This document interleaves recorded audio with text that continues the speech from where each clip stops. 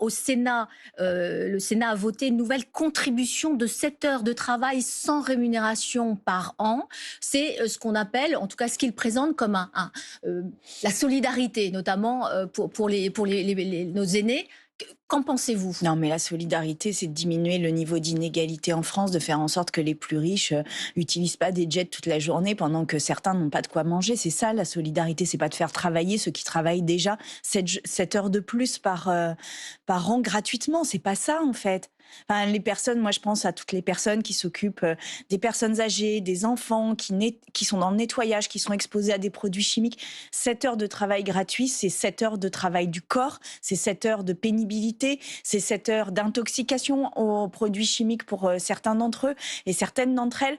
En fait, à un moment, non, on s'arrête dans cette société du toujours plus, dont on abîme tout. C'est une société on abîme tout.